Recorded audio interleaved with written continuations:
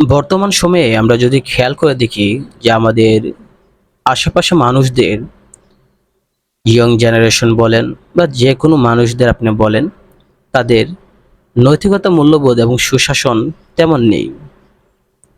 আপনি খেয়াল করে দেখেন তাদের নৈতিকতা, মূল্যবোধ বা সুশাসন তাদের মাঝে কেমন আছে। তারা কতটুকু সুন্দরভাবে মানুষকে সাহায্য করার জন্য বা মানুষের কথা চিন্তা করে, মানবতার কথা চিন্তা করে, তেমন পাবেন না।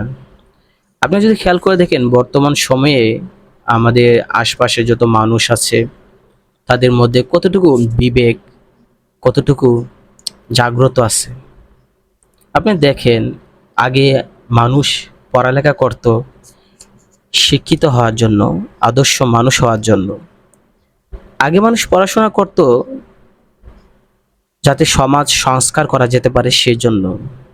আগে মানুষ পড়াশোনা করত যেন সমাজ থেকে কুসংস্কার, সমাজের যত বাধা ধরার নিয়ম আছে যেগুলো মানুষের জন্য অপকার, সেগুলো দূর করার চেষ্টা করত।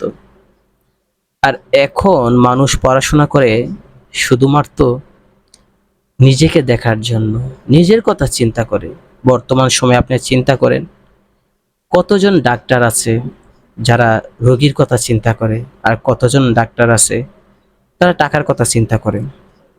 আপনি খেয়াল করে দেখেন বর্তমান সময়ে কতজন মানুষ আছে যারা পড়াশোনা করে জনগণের সেবা করতেছে, মানুষের সেবা করতেছে, মানব জাতির উন্নয়নের জন্য কাজ করতেছে। হ্যাঁ, আছে অল্প মানুষ, নাই যে তা না, আছে অল্প মানুষ আছে, কিন্তু আমি বলতেছি যে আগের তুলনায় কত আছে। আজ থেকে 20 বছর আগে মানুষ আর এখন 20 বছর পরে মানুষের মধ্যে পার্থক্য আছে।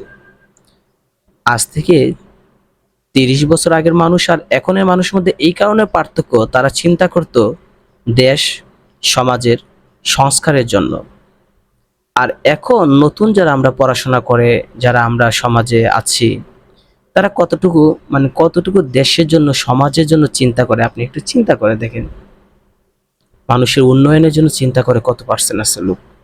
অবশ্যই আগে থেকে অনেক কম। আগে মানুষ যতটুকু মানুষের জন্য চিন্তা করত, এখন সেটা নাই। এখন দেখবেন চোর, বাটপার, ডাকাত ভরে গেছে সব জায়গায়। আপনি দেখবেন এটা শুধু অশিক্ষিত যারা তারা না, শিক্ষিত যারা আরো তারা বেশি করতেছে। এটা কারণ হচ্ছে বর্তমান সময়ে নৈতিকতা, মূল্যবোধ এবং সুশাসন এগুলো মানুষের ব্যক্তিত্বের মধ্যে নেই। আপনি একজন মানুষকে আপনি বাধ্য করতে পারবেন না তার নৈতিকতা ঠিক করার জন্য। সরকার, প্রশাসন বা আপনার আইন প্রয়োগ করেও আপনি কারো নৈতিক যে মূল্যবোধ সেটা আপনি তৈরি করতে পারবেন না। আপনি বাধ্য করতে পারেন, কিন্তু তারা সেটা ফাঁকি দিবেই। যতটুকু পারে মানুষের সামনে দেখাবে, কিন্তু আড়ালে ঠিকই করবে। তো মানুষের নৈতিকতা জাগ্রত করার কারণ হচ্ছে আমাদের সমাজে বর্তমান যে অবস্থা আমরা দেখতেছি, সবকিছুতে এমন কোনো সেক্টর নাই যে সেক্টরের কথা আমরা বলতেছি না। সকল সেক্টরে আমরা আলোচনা করতেছি যে বর্তমান সময়ে আপনি যে কোনো সেক্টর আপনি দেখবেন মানুষের যে মূল্যবোধের অবক্ষয় ঘটেছে সেটা আপনি বুঝতে পারবেন। আপনি জন্ম নিবন্ধন করতে যান, এনআইডি করতে যান, অথবা যে কোনো একটা বাড়ি করতে যান, ফাইল নিয়ে যান, ট্যাক্সের জন্য যান, জমি রেজিস্ট্রি করতে যান, ন্যায় বিচার পাওয়ার জন্য যান, অথবা সহজ ভাষায় আপনি ডাক্তারের কাছে যান। একজন ডাক্তার আপনাকে আন্তরিকভাবে দেখে। একজন ডাক্তার সে আপনার সাথে তো ভালোভাবে আপনার সমস্যা জানতেও চায় না। আপনি গেলেন, সে ওষুধ লিখে দিয়ে দিল, দুই একটা কথা শুনলো, কিন্তু রোগীর যে মনের আরো অনেক সমস্যা আছে, অনেক কথা আছে, সবগুলো তার শোনে না। দেখবেন শুনবার আগে ওষুধ লেখা শুরু করে দিয়েছে।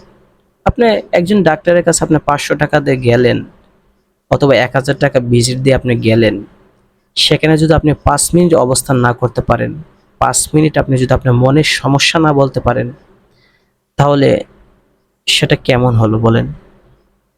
এখন আপনি একজন একজন ডাক্তারের কাছে গেলেন আপনি চিকিৎসা করার জন্য, যাবার সাথে সাথে আপনার দেখা গেল যে উনি ওষুধ লেখা শুরু করে দিয়েছেন, ভালো করে শুনতেও পারতেছেন না, বুঝতেও পারতেছেন না, সমস্যাও বুঝতে পারতেছেন না, ফিল করতেছেন না সমস্যাটা, যে রোগী যে রোগটা যে অসুস্থ, যে সে যে কষ্ট পাইতেছে বা কষ্ট করতেছে, সেটা তো ডাক্তার ফিল করা উচিত।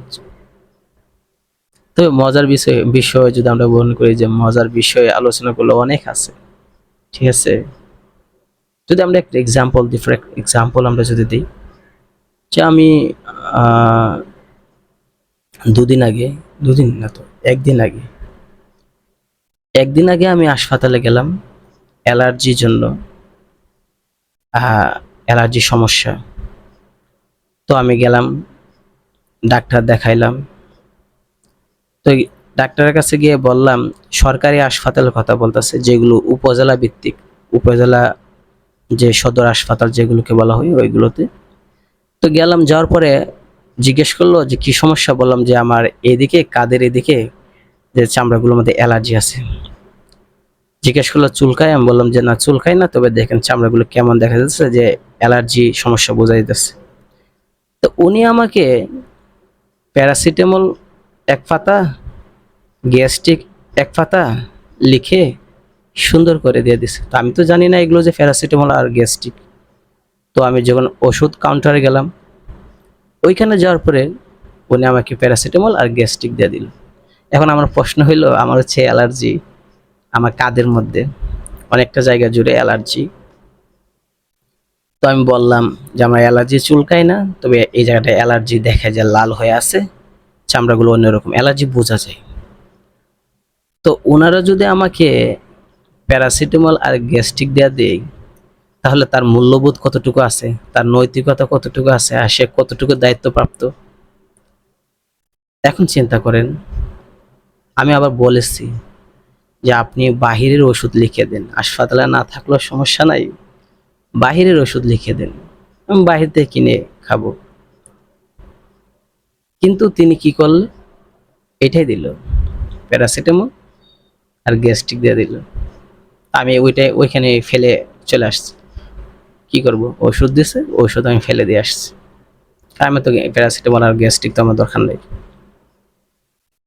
তো আমি এটা বোঝানো চাচ্ছি যে আমাদের বর্তমান সময়ে ডাক্তারগণ কতটুকু নৈতিক মূল্যবোধ অবক্ষয় আছে আপনি চিন্তা করেন। তারা চিন্তা করে, আমি ডাক্তারের কথা বললেই তো আমার শেষ হবে না, অন্য কোনো টপিক তো বলা পরের বিষয়। তারা 10টা বাজে হসপিটালে রোগী দেখে না, 10:30 বাজে হসপিটালে রোগী দেখে। তো আমাদেরকে 10:30 পর্যন্ত ওয়েট করতে হয় রোগী দেখার জন্য। চিন্তা করেন যে 10:30 থেকে রোগী দেখা শুরু করে, 10:30 থেকে স্টার্ট হওয়ার পরে 1টা বাজার সাথে সাথে আপনার কিন্তু ডাক্তার চলে যায়। এর আগে আমি 2 দিন ঘুরে আসছি, 1টা 10-এ একদিন গেলাম, গিয়ে দেখি কোনো ডাক্তার নাই, কাউন্টারের টিকিটও বেছে না, 3 টাকা করে। আর একদিন গেলাম 10টা 15 বাজে, সেম একই কাহিনী, কাউন্টারে টিকিট নাই, কারণ লুকই নাই। তারপর ভাবলাম যদি ডাক্তার থাকে, টিকিট না থাকলেও ডাক্তারকে বলে দিয়ে দিবে, গিয়ে দেখি ডাক্তারও নাই। তো চিন্তা করেন যে 10:30 থেকে রুগী দেখে 1টা বাজার সাথে সাথে ওনারা চলে যায়। কোনো রকমে ওনারা দায়িত্ব পালন করে, জনগণ মরলো না বাঁচলো সেটাও দেখার বিষয় নয়, জনগণ কি করতেছে সেটাও দেখার বিষয় নয়। তাদের কতটুকু নৈতিকতা মূল্যবোধ আছে। আপনি যদি চিকিৎসা যদি করতে না পারেন, বলে দেন যে আপনি একটা ভালো একটা স্কিন ডাক্তার দেখান, ভালো একটা চর্ম চিকিৎসক দেখান, হ্যাঁ লোক দেখাবে গিয়ে। এখন আপনি আন্তাজে ওষুধ মেরে দিবেন, সেটা তো সঠিক পদ্ধতি নয়। এ কথা কাকে বোঝাবেন? মানুষ, তারা যে ডাক্তার মানুষ দেখে, তারা এতটুকু চিন্তা করে না যে আসলে কি, যে আমি যে চিকিৎসা করতেছি এটার কোনো সমাধান কিনা, মানে আমি যে ওষুধ দিতেছি মানুষ ভালো হবে কিনা। তারা এই চিন্তা করে না, হলে হোক ভালো, না হলে নাই, তাতে আমার কি, মাস শেষে তো আমি ঠিকই হাসপাতাল থেকে বেতন নেই। এতে রোগী মরলো না বাঁচলো সেটাও দেখার বিষয় নেই। আর সবচেয়ে মজার বিষয় হচ্ছে কি, তারা হচ্ছে মেডিকেল অফিসার, ডাক্তারও না। তো আমি কয়েকবার আমি হাসপাতালে যে কর্তৃপক্ষ যারা আছে তাদের কাছে আমাকে জিজ্ঞেস করছে কয়েকবার, আরো আগে, যে দেখেন ডাক্তাররা যে এখানে দেখে এরা তো স্পেশালিস্ট না, সদর হাসপাতাল উপজেলা ভিত্তিক হাসপাতাল যেগুলো সেগুলো কথা বলতেছে। তো আমি বললাম যে এমন কোনো ডাক্তার কি এই হাসপাতালে নাই যে যারা স্পেশালিস্ট, টাকা লাগুক, ভিজিট 100 টাকা 50 টাকা হোক, এখানে তো 3 টাকা দিয়ে আমরা দেখাই, কিন্তু তারা তো মেডিকেল অফিসার। তো আমি বললাম যে স্পেশালিস্ট কি নাই যে আমরা 100-200 টাকা লাগলে লাগুক তবু আমরা দেখাবো? ওরা বললো যে না এখানে নাই। তারপরে আমি আবার কাউন্টারে যে বসে থাকে একটা ছেলে, ওকে জিজ্ঞেস করলাম, ও বললো ভাই হেরা তো ভালোভাবে দেখতারে না, আপনি প্রাইভেটে দেখেন ভালো হবে। হেরা তো জাস্ট সর্দি অ্যালার্জি ট্যাবলেট কোনো মতে দিয়ে দিই, ঠান্ডা জ্বরে। তো আমিও এই কথাই বললাম, ঠিক আছে। তাহলে হাসপাতালগুলোতে যেসব ডাক্তাররা 3 টাকা দিয়ে সরকারিভাবে যে দেখা হয়, তারা কিন্তু মেডিকেল অফিসার। তারা কিন্তু মানে মেডিকেল অফিসার আর এমবিবিএস এর মধ্যে পার্থক্য আছে। তারা কোনো স্পেশালিস্ট নয়, তারা গরুর মতো রোগী দেখে। মানে গরু যেভাবে দেখে, মরে গেলে গেল, জব করে ফেলবেন। যখন দেখবেন যে মরে যাচ্ছে রোগী, তখন আপনি জব করে ফেলবেন। মানে গরুটা যখন মরে যাবে, তো সেম এরাও এরকমই করেন। আপনাকে গরুর মতো ওষুধ দিবে, আপনি কি মারা গেলেন না বেঁচে থাকলেন দেখার বিষয় নয়। এখন ওষুধ খেয়ে কি মানে বাঁচলো না বাড়লো না কমলো সেটাও তাদের দেখার বিষয় নেই। আমি শুধু এতটুকু বলতে চাই যে আপনারা যদি ওষুধ না লিখতে পারেন, ধরেন আপনি জানেন না এটা রোগটা কি, অথবা আপনি বুঝতে পারতেছেন না, তাহলে আপনার তো উচিত যে আমাদেরকে বলা যে দেখেন আপনি স্পেশালিস্ট দেখান। তাহলে তো মানুষ দেখাতে পারে। মানুষ কিন্তু ভরসা করে ওষুধগুলো নিয়ে যায় এবং খায়। গ্রামের বেশিরভাগ মানুষ কিন্তু খুবই গরিব, তারা হাসপাতাল থেকে যে ওষুধ পায় এটাই অনেক। তারা কিন্তু দামি ওষুধ কিনে খেতে পারবে না, ঠিক আছে? দামি ওষুধ কিনা তাদের সামর্থ্য নাই, বা 1000 টাকা দিয়ে যে আপনার ডাক্তার দেখাবে সেটাও তাদের কাছে সম্ভব নয়। এখন ওনারা যদি এরকম গরুর মতো রোগী দেখে এবং সেটা কি ভালো না মন্দ সেটাও বুঝে না, তাহলে কি হবে বলে? আচ্ছা, ডাক্তার নিয়ে আমি আর একটা মজার কথা বলি। এর আগে আরেকবার হবে 5-6 মাস হবে, আমি হাসপাতালে গেলাম। তো আমার কাশ ভালো হচ্ছে না। তো দেখা গেল যে অনেক দিন হয়ে গেল, প্রায় 15-20 দিনের মতো হয়ে গেল, কাশ ভালো হইতেছে না।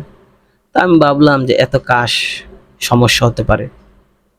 আবার আমার ভয় পাইতেছি। আমি বললাম যে কাশ যদি অনেক সময় দেখা যায় লং টার্ম থাকে, তাহলে আবার বিভিন্ন ধরনের টিবি, যক্ষ্মা বা বিভিন্ন রোগ হতে পারে, বা কাশ অনেক সময় দীর্ঘদিন থাকলে সমস্যা।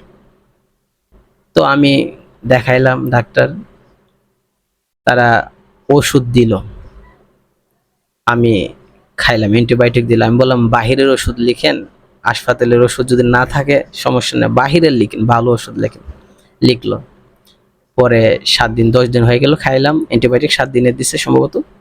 খাওয়ার পরে আমি 8 দিন 9 দিন 10 দিনের দিনে আবার গেলাম, গিয়ে বললাম যে মানে আবার দেখালাম।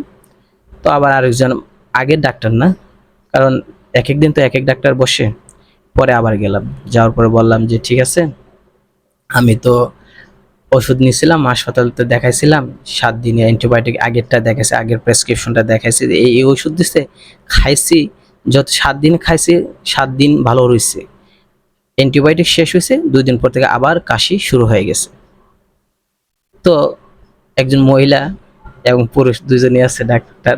আসলে এরা ডাক্তার কিনা সেটাও আমি জানি না, মেডিকেল অফিসার হতে পারে, কিন্তু তারাই তো জনগণকে দেখতেছে। হাসপাতালগুলোতে তো এইরকমই চলে, এমবিবিএস তুলনায় মেডিকেল অফিসারদের চালাইয়া দেয়। তো আমি যখন দেখাইলাম, বললাম যে দেখেন না, এই ওষুধ দিচ্ছে, আমি খাইছি, ভালো হয়েছে না। যতদিন অ্যান্টিবায়োটিকগুলো খাইছি ততদিন সুস্থ ছিলাম, কিন্তু 3 দিন হয়েছে ওষুধ শেষ, এখন আবার কাশি শুরু হয়ে গেছে 2-3 দিন ধরে। তো ওনারা বলল যে এখন কি করবো, ওনারা কিছু বুঝতে পারতেছে না, না বুঝে এখন আমাকে বলতেছে এক কাজ করবেন আপনি, গরম পানি দিয়ে শুধু কুলি করবেন। আমি বললাম যে দেখেন এটা তো ওষুধ না যে গরম পানি দিয়ে কুলি করলে আমার কাশ ভালো হয়ে যাবে, ওষুধ লিখেন। উনি বলতেছে যে না, ওষুধ তো এগুলো খাইছেন কমছে না, তখন কিছু করার নাই, শুধু আপনি গরম পানি দিয়ে কুলি করবেন সকালে আর সন্ধ্যাবেলায়। আমি বললাম আচ্ছা কুলি তো করলাম, ঠিক আছে, কুলি আমি করব, সমস্যা নাই, সকালেও এবং সন্ধ্যা দুই বেলায় কুলি করব, কিন্তু ওষুধ লিখেন। তো উনি বলতেছেন না। পরবর্তীতে আমার জোরাজুরিতে উনি কি করছে, মোবাইল বের করছে, মোবাইল বের করে মোবাইলে বিভিন্ন লিস্ট দেখতেছে, মোবাইলে বিভিন্ন ধরনের মানে ওষুধের যে লিস্ট আছে ওই লিস্ট দেখতেছে, উনি ওষুধ পাল্টায় দিবে। এখন কেমন ডাক্তার চিন্তা করেন যে ওনাকে লিস্ট দেখতে হয় যে এই ওষুধ কাজ করছে না, অন্য ওষুধ দিবে, কিন্তু উনি নিজ থেকে বলতে পারতেছেন না। উনি শুধু কোম্পানিটা পাল্টায় দিবে, একই ওষুধ দিবে, শুধু কোম্পানিটা চেঞ্জ করে অন্য ওষুধ দিয়ে দিবে। তা উনি মোবাইল দেখে দেখে দিবে। তা আমি কি করছি, তখন রাগ কইরা ওনাদের সামনে আপনার প্রেসক্রিপশন সিরা বলছে আপনার লাগবে না ওষুধ লেখা, আমি জায়গা। তো চিন্তা করেন আমি কি করছি, তখন ওনাদের সামনে আমি প্রেসক্রিপশন ছিঁড়ে বলতেছি যে আমার ওষুধ লেখা লাগবে না, আপনি মোবাইল দিয়ে দেখতেছেন যেহেতু আর ওষুধ লেখার দরকার নাই, থাক, আমি চলে যাই। এখন চিন্তা করেন যে ওনারা শুধু আন্দাজে ওষুধ লেখেন, কাজ না করলে কি করে, শুধু কোম্পানিটা পাল্টাই দেন, কোম্পানির নামটা শুধু পাল্টাই দিবে। অর্থাৎ মনে করেন যে প্যারাসিটামল, আমরা বিভিন্ন কোম্পানির ওষুধ খাই, তো শুধু নামটা চেঞ্জ করে অন্যতে দিল, কিন্তু প্যারাসিটামল ঠিকই রইল। ওনারা নিজেরাই জানেন না যে কি করবে। আমাকে বলে যে আমি শুধু কুলি করতাম সকালে আর সন্ধ্যায়, তাহলে নাকি রোগ সেরে যাবে। এখন বলেন, তা এর চেয়ে তো আমরা আরো ভালো সমাধান দিতে পারে। আমাদের পাঁচতলায় মাসিমা আছে, মাসিমা ভালো সমাধান দিতে পারে। তুলসী গাছ লাগানো আছে ছাদের মধ্যে, তো পাঁচতলায় তুলসী গাছ ছাদের মধ্যে আছে, এই তুলসী গাছের পাতা খেলে তো কাশ ভালো হইবার কথা। তাহলে তো আমাদের পাঁচতলায় যে মাসিমা আছে উনি তো আরো ভালো চিকিৎসা করতে পারেন ওনাদের তুলনায়। যে উনি আমরা বলতেছেন যে কুলি করলে নাকি চলে যাবে। যাই হোক, পরবর্তীতে অবশ্যই ভালো হয়েছিল, কারণ আমি আমার বন্ধুর কাছে দেখেছিলাম, বন্ধু কয়েকটা ওষুধ দিয়েছিল, খাওয়ার পরে ভালো হয়ে গেছে। এদিক দিয়ে আবার ঠিক আছে, আমার বন্ধু অনেক ভালো একজন ডাক্তার, ওর চিকিৎসা আবার ভালো হয়ে গেলাম, কাশি কমে গেছে, একদম চলে গেছিল। তো এখন চিন্তা করেন, ও আবার কিন্তু কম দামে ওষুধ লিখছিল, একদম 2 টাকা 3 টাকা দামের ওষুধ সম্ভবত লিখছিল, বুঝলে এটা খাইলে কমে যাবে, এবং দেখি ঠিকই কমে গেছে। 2 টাকা 3 টাকা দামে সস্তা ওষুধ, ফার্মেসিতে গেলাম, দেখা গেল ওই ওষুধ পাওয়া যায় না, বলছে ওইটা তো সস্তা, পাওয়া যায় না। বললাম একটু কষ্ট করে আনেন, আনছে, তো খাইলাম, পরে দেখা গেল কমে গেল। এখন চিন্তা করেন যে কেমন ডাক্তারেরা মানে হাসপাতালে রোগী দেখে, সবগুলো মানুষকে আমি মনে করি যে হেরা গরুর মতো মনে করে। গরু ছাগল যেমন পশু হাসপাতালে যায়, সেম একই টাইপে আমাদেরকেও তারা গরু ছাগল মনে করে। তাদের নৈতিকতা মূল্যবোধ কতটুকু আছে আমি নিজেও জানি না, নিজেও আমি কল্পনাও করি না যে তাদের নৈতিকতা মূল্যবোধ আদৌ কি আছে। ওই সকল ডাক্তারদের, হোক না তারা মেডিকেল অফিসার, হোক না তারা এমবিবিএস, আমার কথা হচ্ছে আপনি যদি রোগ ধরতে না পারেন, সঠিক ওষুধ লিখতে না পারেন, বলবেন রোগীকে যে আপনি এক কাজ করেন, একজন এই বিষয়ে একজন স্পেশালিস্ট দেখান, অ্যালার্জি সমস্যা, স্কিনের তো চর্ম বিশেষজ্ঞ একজন দেখান, অথবা আপনার এই সমস্যা এরকম মেডিসিন স্পেশালিস্ট একজন দেখান। সে আন্তাজে ওষুধ লেখে, খাইলে ভালো হইলো তো লাগিয়ে গেছে, আর না খাইয়া মরলে তো মরে গেলি। এরা এমন শুরু করে দিছে, এরা চিন্তা করে যে আপনি ওষুধ লিখলাম আন্তাজে, খান, ভালো হইলে তো হইলো, আর মরে গেলে তো গেলেন গে, সমস্যা কি। তারা নিজেরও চিন্তা করবে না, আপনি মরলেও চিন্তা করবে না, বাঁচলেও চিন্তা করবেন। আসলে এই সকল কথা বলে কোনো লাভ নাই, কার কাছে বলবেন, কারো কাছে বলার নাই। আপনি যাদেরকে বলবেন তারা উল্টা আপনার বিরুদ্ধে লেগে যাবে।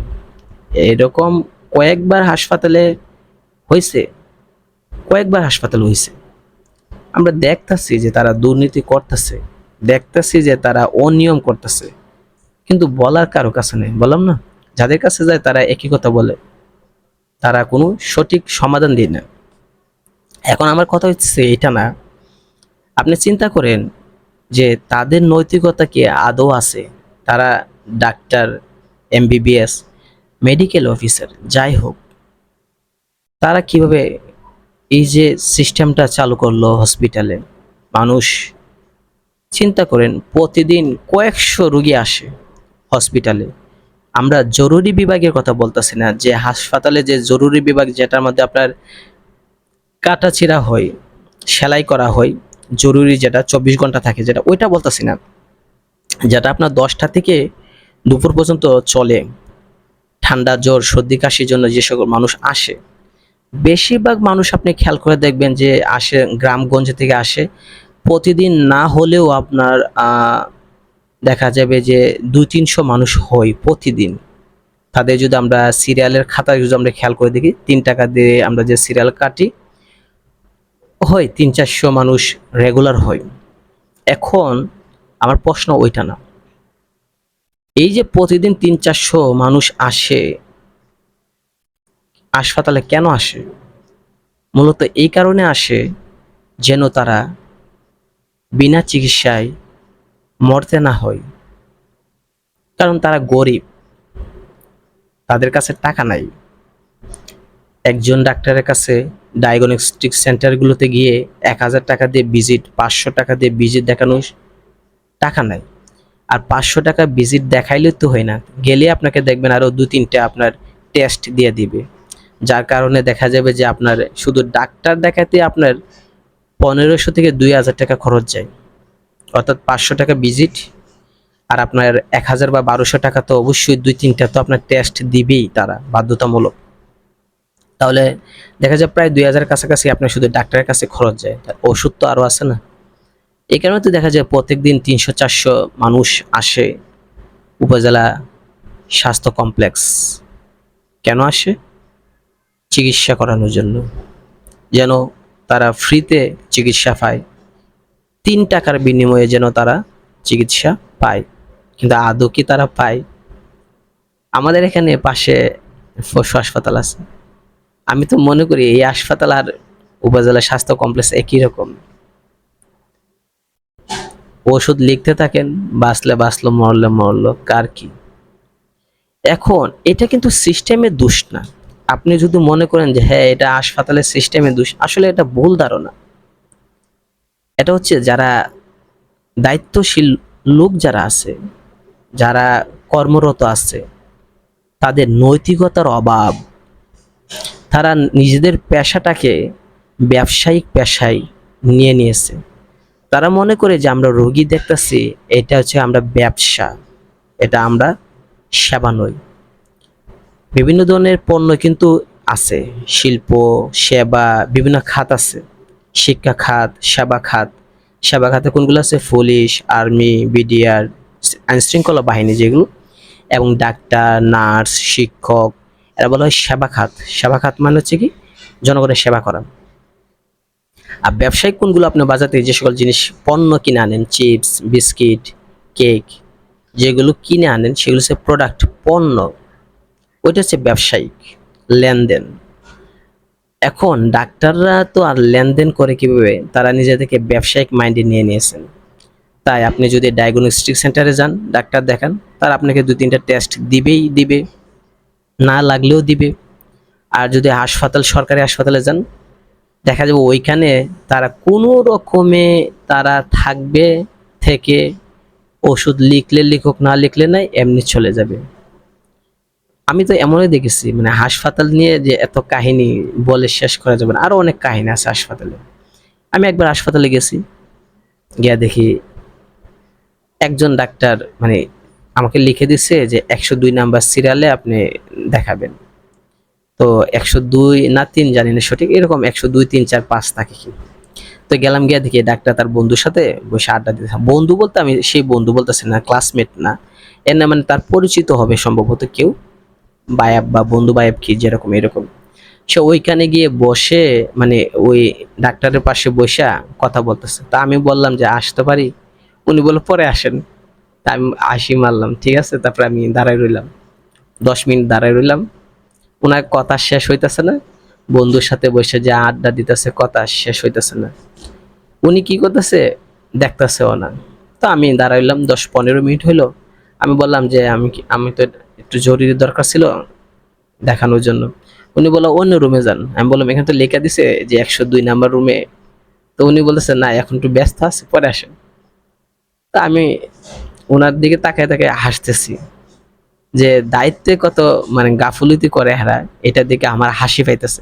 কিন্তু হের তো লজ্জা নাই, হের বিন্দু পরিমাণেও লজ্জা নেই যে আমি এর দিকে তাকে হাসতেছি যে হে যে 2 নাম্বারই করতেছে, মানে হে যে দায়িত্বশীল না এটা দেখে হাসতেছে।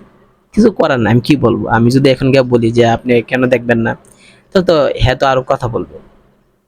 মানে আপনি যদি ডাক্তারকে উল্টা বলেন তাহলে সমস্যা আছে। এটা আর একটা কাহিনী বলি আমি তাহলে। হাসপাতাল নিয়ে আমি একদিন গেলাম ডাক্তার দেখাইতাম। এখন বলবেন যে আমি কি এত ডাক্তার দেখাই? হ্যাঁ, আমি অনেক ডাক্তার দেখাই। সামান্য কোনো কিছু হইলে আমি ডাক্তার দেখাই, ঠিক আছে? বেশি ডাক্তার দেখাই আমি। তো আমি আরেকদিন গেলাম ডাক্তার দেখাইতাম। তো যাওয়ার পরে বাজে বরাবর একটা, ঠিক আছে? তো আমি 10 মিনিট কম একটা বাজে সম্ভবত গেছি। তো 10 মিনিট কম একটা বাজে যাওয়ার কারণে দেখা যায় যে মানে ডাক্তাররা কিন্তু 10:30 বাজে বসে, আর একটা হইলে দুইটা চলে যায়। মানে আমি নিজেও জানি না 10:30 কেন টাইম, কি টাইম সেটা আমি বুঝি না। মানে আমরা যদি 10টা বাজে যাই দেখবেন কোনো ডাক্তার আসে নাই, 10টা 15 20 কোনো ডাক্তার আসে নাই। 10:30 থেকে স্টার্ট হয় রোগী দেখা। আর বরাবর একটা বাজলে উনি আপনার ফালাইতে চলে যাবে। মানে রোগী যদি ভিড়ও থাকে, 10 জন যদি লাইনে দাঁড়ায় থাকে, সে কিন্তু আপনাদেরকে ফালাইতে চলে যাবে, বলবো কালকে এসে চলে যাবে। মানে একটা বরাবর বাঁচতে না বাঁচতে রোগী যদি 10 জন লাইনে থাকুক তবু সে দেখবে না, সে চলে যাবে। তো আমি 10 মিনিট কমে একটা সময় গেছিলাম, তো এই সময় ভিড় কম, গেলাম গিয়ে দেখি আমার সামনে আরো 3 4 জন আছে। তো ওনারা দেখাইছে, তো আমি দেখাইলাম, হয় দেখি মানে বরাবর তো একটা বেজে গেছে। তো উনি দেখি ব্যাগ গুছাই লেতেছে, তাই আমি বললাম যে আমার একটু সমস্যা, এই সমস্যা। তাই আমি বললাম যে আমার বুকে কাশ আছে, কাশির জন্য সমস্যা, একটু ইয়ে দিন। তো উনি ওষুধ লিখতেছে। তা আমি বললাম দেখেন এখানে আমি আরো 2 3টা কথা বললাম যে দেখেন গলার মধ্যে ব্যথা আছে, গলার ব্যথা কারণে এই সমস্যা, বুকের মধ্যেও ব্যথা আছে, তবে শ্বাসের সমস্যা নাই, এই আর কথা বলছে। তো ডাক্তার উল্টা বলছে আপনি এত কথা বলেন কেন? আমি বললাম দেখেন আমার সমস্যা বুকে সমস্যা, হ্যাঁ বুকে ব্যথা করে না, তবে মানে বুকে কফ আছে বোঝা যায়, আর গলা ব্যথা করতেছে। তা আমি তো আমার সমস্যাটা আমি বলবো, আমার তো কয়েকটা সমস্যা, আমার বলতেছি যে আমার বুকে ব্যথা করে না, তবে বুকে কফ আছে বোঝা যায়, এবং গলার মধ্যে আপনার ব্যথা করে, গলাও ব্যথা আছে, ডুব গিলে ব্যথা করে, মানে যদি আমি পানি গিলি তাহলে ব্যথা করে। তাই আমি তো বুঝাই বলতে হবে। তো এরাজন বুঝাই বলতেছে, হ্যাঁ তো ব্যাগ গুছাইতেছে, কাগজপত্র কলম টলম গোছাইতেছে, মানে ব্যাগে ঢুকে হ্যাঁ চলে যাবে। তা আমি যখন বলতেছি এই সমস্যা, দ্রুত বলছে, আমিও দেখতেছি যে হ্যাঁ তো চলে যাবে, আমাকে আধা মাদা ওষুধ লিখে চলে যাবে। তো আমি কি করতেছি, আমিও দ্রুত বলছি যে আমার বুকে এই সমস্যা, গলা আমাদের সমস্যা। হ্যাঁ আমার বলতেছে যে আপনি এত কথা বলেন কি, আমি তো ওষুধ লিখে দিছি। আমি বললাম আপনি তো আগে শুনবেন যে আমার কি কি সমস্যা, তারপর তো ওষুধ লিখবেন। হ্যাঁ না আমি বুঝি, নেন এই ওষুধগুলো খাবেন, আমি এরকম বলতেছে। তো দেখেন যে তাদেরকে যদি আমরা বলিও যে দেখেন আমার সমস্যা, তারপরে হ্যাঁ শুনবে না, ঠিক আছে? এই হলো সমস্যা। আরেকটা সমস্যা বলি, ঠিক আছে? আরেকদিন গেলাম, তো এটা আমার সমস্যা না, তো ফক্স হইছে, ফক্সের রুগী লয়ে গেলাম কি। তো আমি গেলাম ফক্সের রুগী লয়ে। তো ওই মহিলা তখন মহিলা নিয়ে গেছি, ফক্সের সমস্যা। তো মহিলা নিয়ে গেলাম আমি, ফক্স শরীরে ফক্স হয়েছে, 2জনকে নিয়ে গেছি, একই একই রোগ, 2জনের ফক্স হয়েছে। তো আমি গেলাম, গিয়ে মহিলা ডাক্তারের কাছে দেখালাম, তো আমিও গেলাম ভিতরে। তো আমি যেহেতু টিকিট 2টা কাটছি আর একই রোগ, একটা লেখলো, তো ডাক্তারকে বললাম, যে মহিলা ডাক্তারকে বললাম যে 2জন তো একই সমস্যা, ফক্সের সমস্যা, একটা মানে লিখলে ছিল, বুঝতে আছে, ঠিক আছে? ওই মহিলা ডাক্তার বলতেছে দূরে যান দূরে যান, ঠিক আছে? বলতেছি যে দূরে যান দূরে যান, হ্যাঁ আপনার কারণে তো আমারও হবে। এখন চিন্তা করেন ওই মহিলা ডাক্তার, মানে আবার উনি আবার দেখতে একটু সুন্দর আছে। তো বলতেছে আমি কোনটা, যে উনি দেখতে একটু সুন্দর আছে, স্মার্ট, বোঝাই যায় যে ডাক্তার, যে উনি কতটা স্মার্ট ডাক্তার, স্টাইলিশ, ঠিক আছে? তো ওনার মুখে আবার মাস্ক পরানো আছে, একটু আবার মধ্যে মধ্যে খুলেও মাস্ক। তা আমি ওনার গতিবিধি লক্ষ্য করলাম যে 2জন, 2 দিকে 2জন, একজন স্টাইলিশ আর একজন মানে নর্মালি আছে।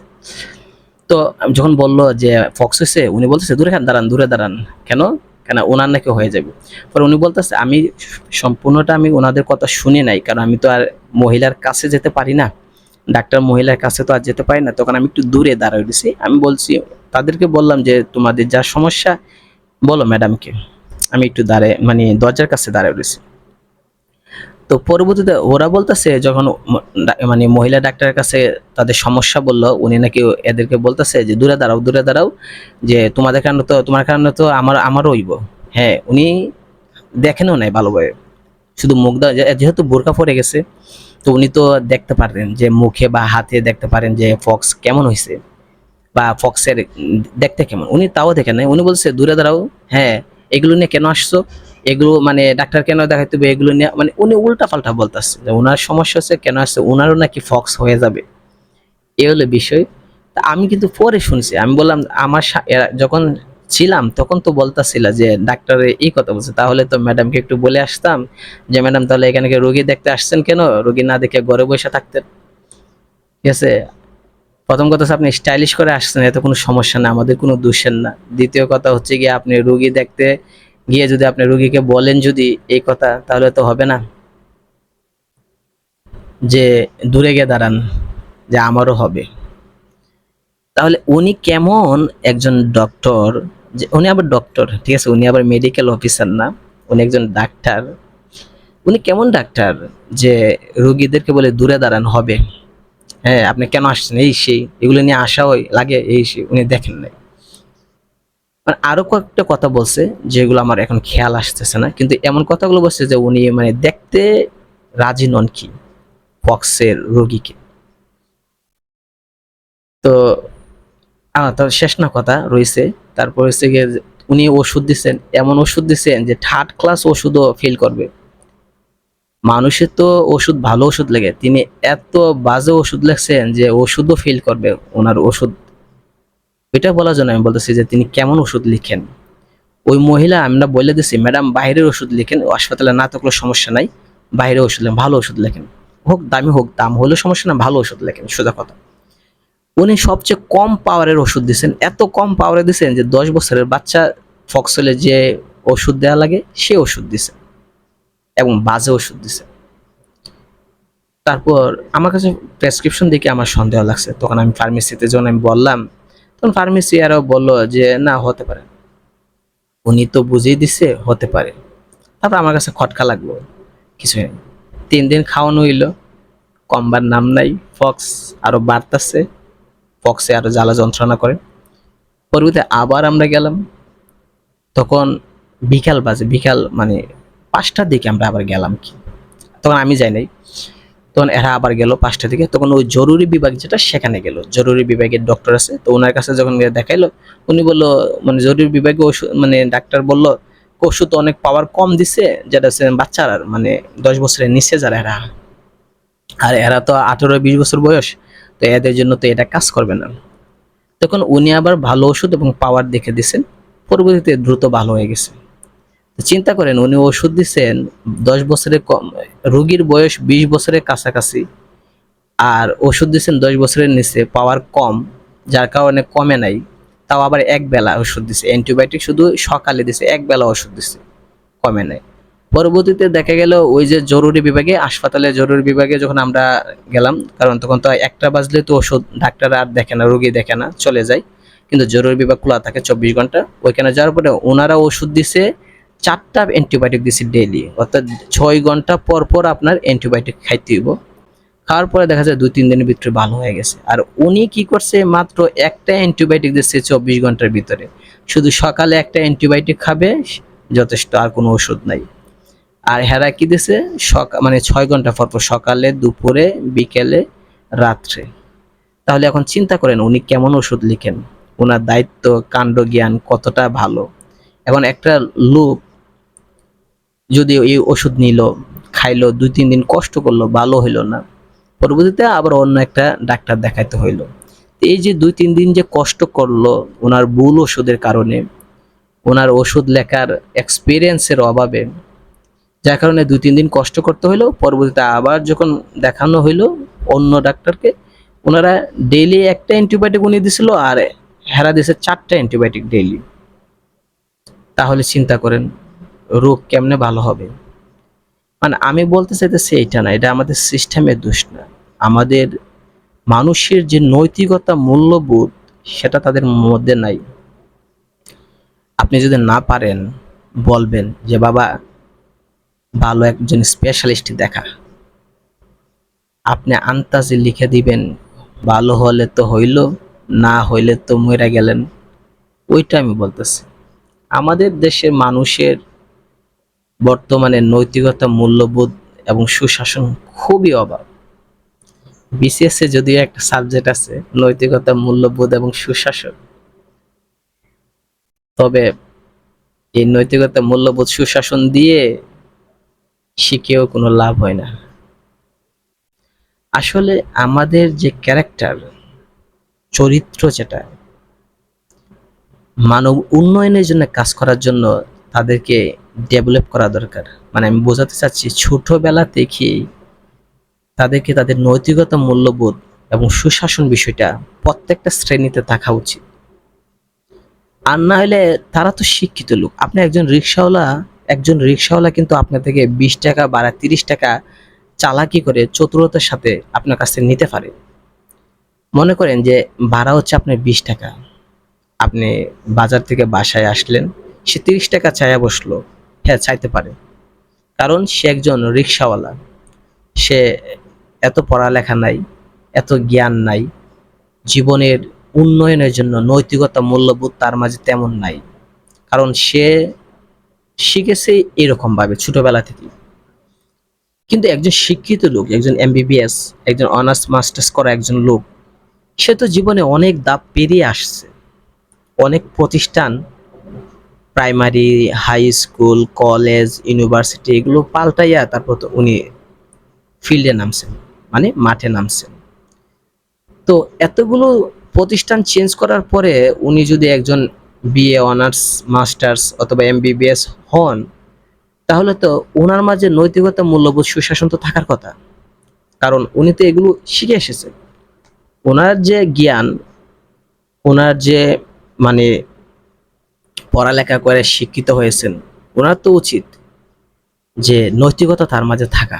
তাহলে বোঝা গেল তিনি পদার্থ, রসায়ন, উচ্চতর, ম্যাথ এগুলো পড়ে এসেছেন, জীববিজ্ঞান, উদ্ভিদ বিজ্ঞান, প্রাণী বিজ্ঞান সব পড়ে এসেছেন, কিন্তু ওনার মাঝে নৈতিকতা পড়া হয় নাই। নৈতিকতা, মূল্যবোধ যে পড়ালেখাটা, সেটা ওনার মাঝে আসে নাই। না উনি বাস্তব জীবনের অভিজ্ঞতা থেকে শিখছেন, না কোনো পাঠ্য বইয়ের সিলেবাস থেকেও তিনি শিখেন নাই যে তার নৈতিকতা, মূল্যবোধ বিষয়টা। এখন চিন্তা করেন যে তাদের মাঝে কেন নৈতিকতা, মূল্যবোধ, সুশাসন নাই? কারণ তারা পায় নাই। আমরা তো জানি যে নৈতিকতা, মূল্যবোধ এগুলো তো বাচ্চাদেরকে পরিবার থেকে শিক্ষা দেওয়া হয়, ঠিক না? যে একটা বাচ্চা আদব কায়দা কিভাবে শিখবে, সেটা সমাজ এবং পরিবেশ থেকে এবং পরিবার থেকে শিখে। যে একটা কিছু কিছু বাচ্চা দেখবেন, কারো বাসায় গেলে দেখবেন সুন্দরভাবে কথা বলবে, আর কিছু কিছু বাচ্চা দেখবেন বাসায় গেলে দেখবেন বাড়িঘর উড়াইলা, এসে চিল্লাচিল্লি কইরা। তো এটা নির্ভর করে কি বাচ্চাকে আপনি কিভাবে ট্রেনিং দিচ্ছেন, ছোটবেলাতে কি পরিবেশে কেমন ভাবে আপনি তাকে বড় করে তুলতেছেন সেটার উপর নির্ভর করে।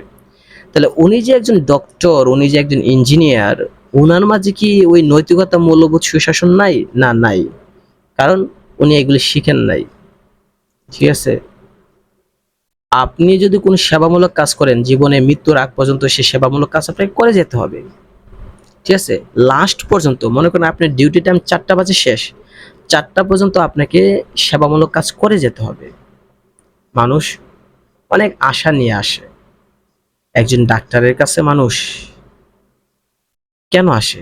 স্বপ্ন নিয়ে আসে যেন সে সুস্থ হতে পারে। আপনি কেন ডাক্তারের কাছে যান? আমরা আমরা কেন যাই ডাক্তারের কাছে? আমরা এই কারণে যাই যে ওনার কাছে গেলে উনি আমার রোগটা দেখে ওষুধ লিখবেন। ভালো হওয়ার জন্য তো আল্লাহ তাআলা আমাদের, যদি সুস্থতার মালিক আল্লাহ তাআলা দান করবে। অর্থাৎ দোয়াও লাগে, দাওয়াও লাগে। শুধু দোয়া করলে রোগ থেকে সুস্থ হওয়া যায় না, আর শুধু দাওয়া দিলেও সুস্থ হওয়া যায় না। ওষুধ খেলেও সুস্থ হবেন না, আর শুধু দোয়া করলেও সুস্থ হবেন না। ২টাই লাগবে। এটা এজন্য বলছে যে দোয়াও লাগবে, দাওয়াও লাগবে। অর্থাৎ চিকিৎসাও নিবেন, দোয়াও করবেন। ঠিক আছে? সুস্থতার মালিক আল্লাহ তাআলা। এখন আল্লাহ তাআলা তো আমাদেরকে বলছে না যে শুধু খালি দোয়া করো তাহলে তুমি সুস্থ হয়ে যাবে। বিনিময়ে দাওয়া মানে চিকিৎসা নাও। এই কারণে তো মানুষ ডাক্তারের কাছে আসে, যেন তারা সঠিক চিকিৎসা করতে পারে। কিন্তু কতজন ডাক্তার আছে? আমরা তো বলতেছি না যে আছে। আমরা ওই 1% নিয়ে আমরা সন্তুষ্ট নই। যে 1% ডাক্তার একদম মানবতার ফেরিওয়ালা, আর 99% ডাক্তার হচ্ছে গিয়ে আপনার মানে বদমেজাজি, কামসুর, এরকম আমরা তো চাই না, ঠিক আছে?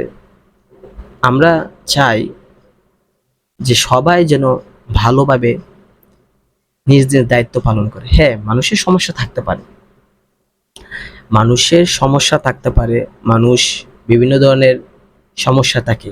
সব দিন তো আর একরকম যায় না, সব ডাক্তারের দিনও একরকম যায় না। মন খারাপ থাকতে পারে, ঝামেলা থাকতে পারে, পারিবারিক অশান্তি থাকতে পারে, যার কারণে ঠিকমতো রুগী দেখতে পারে না। এটাও সত্য, ঠিক আছে?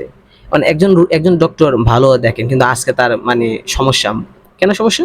মনে করেন সে বউয়ের সাথে ঝগড়া করে আসছে হসপিটালে। এখন সে রুগী তো দেখবে, সেভাবে দেখবে, মাথা গরম হয়ে রয়েছে, বউয়ের সাথে ঝগড়া করে আসছে। এখন সে রুগী দেখতে গেলেও রুগীর সাথে কি করবে, মানে কেসেমেসি করবে, একটু চিলাচিলি করবে। হ্যাঁ, হতে পারে, এটা ১-২ দিন হতে পারে, কিন্তু আমরা দেখতে পাইতেছি যে আমাদের সমাজে প্রতিনিয়ত এমন হইতেছে, প্রতিনিয়ত, ঠিক আছে? যে মানে এটা একটা পেশা হয়ে গেছে, যে বাটপারি করা। একটা তো আছে যে আপনি আজকে আপনার সমস্যা বা আপনি অসুস্থ বা পারিবারিক অশান্তি, তাই আপনি এখন মানে রুগী দেখতে এসে আপনি ঠিকমতো দেখতে পারতেছেন না। হ্যাঁ, এটা হইতে পারে, এটা কোনো অস্বাভাবিক না। ৩৬৫ দিন একজন মানুষ সার্ভিস দিতে পারে না ভালোভাবে, ঠিক আছে? একটানা ৩৬৫ দিন কেউ সার্ভিস দিতে পারে না। এর মধ্যে মানুষের অশান্তি, ঝামেলা, বিভিন্ন সমস্যায় এই ঝামেলা ওই ঝামেলা থাকবেই।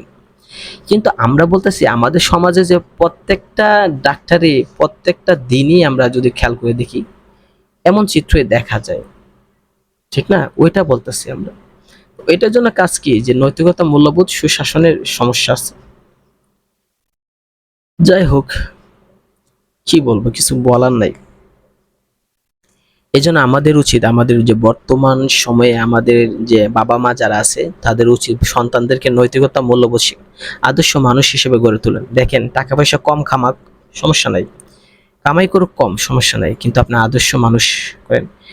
কোটি টাকা কামাই করতেছে কিন্তু সে টাকা উড়াই দিতেছে, সেটার চেয়ে অল্প টাকা ইনকাম করে যদি আপনার আদর্শ মানুষ হয়, অনেক ভালো। আমরা আদর্শ মানুষ বলতে ওইটা বলতেছি না যে আপনি মনে করেন যে একদম আল্লাহর ওলি হয়ে যান, সেটা আমরা বলতেছি না। অন্তত পক্ষে তো আপনি আপনার কাজ, দায়িত্ব সবকিছু সঠিকভাবে করেন, ওইটা বলতেছি, ঠিক আছে? আপনাকে আমরা বলতেছি না, বা সমাজ বা কোনো ধর্ম আপনাকে বলতেছে না যে আপনি যে নামাজ পড়ে বা রোজা রেখে বা আমল করে জিকির করে আপনি কি হতেন, আল্লাহর হলি হয়ে যেতেন না। অন্তত পক্ষে যদি হতে পারেন সেটা ভালো। আপনি যদি নৈতিকতা, মূল্যবোধ দিয়ে মানুষকে সাহায্য করতে পারেন, সেটাও কম কথা নয়। আপনাকে ধর্মের বাণী শুনতে হবে, ধর্মের পথে চলতে হবে, এটাও সত্য। কিন্তু আপনি ওই জিনিসটাও খেয়াল রাখতে হবে যে না, আপনার দ্বারা কোনো মানুষের ক্ষতি না হয়, আপনার দ্বারা সমাজে, পৃথিবীর কোনো প্রাণীর কোনো ক্ষতি যেন না হয়, এই জিনিসটাও আপনাকে দেখতে হবে, ঠিক আছে? এটাও এক ধরনের ইবাদত। মানুষের সেবা করা, এটাও ইবাদত। হ্যাঁ, নামাজ রোজা পড়েন, ঠিক আছে, কিন্তু নামাজ রোজা পরে দুর্নীতিও করতেছে, ঘুষও খাইতেছে, এমন লোকও অভাব নাই। আবার এমন অনেক দেখবেন রিক্সাওয়ালা, সে কিন্তু দিন আনে দিন খায়, কিন্তু দেখবেন যে নামাজ রোজাও ঠিক মতো পড়তেছে। তা কে ভালো আপনি বলেন? যে নামাজ রোজা পড়ে, মানে ৫ ওয়াক্ত নামাজ পড়ে রোজা রাখে আবার দুর্নীতি করে, সে ভালো? নাকি একজন রিক্সা দিন মজুর, সে দিন আনে দিন খায়, একটা মাত্র লুঙ্গি আর একটা মাত্র শার্ট, কেউ তাকে সম্মান করে না, কেউ তাকে গণাতো ধরে না, কেউ তাকে সমাজের মধ্যে একজন আছে বলেও চিন্তা করে না, কিন্তু সে মানুষের ক্ষতি করে না, দুর্নীতি করে না, সে ৫ ওয়াক্ত নামাজ পড়তেছে, রোজা রাখতেছে, আবার সে কি আছে, হালাল পথে আছে, মানুষের ক্ষতি করেন না, সেই তো উত্তম, ঠিক আছে? তো এই জিনিসটাও খেয়াল রাখতে হবে। যাই হোক, বর্তমান সময়ে সত্য বলা কঠিন, সত্য শোনাও কঠিন, সত্য মানাও কঠিন।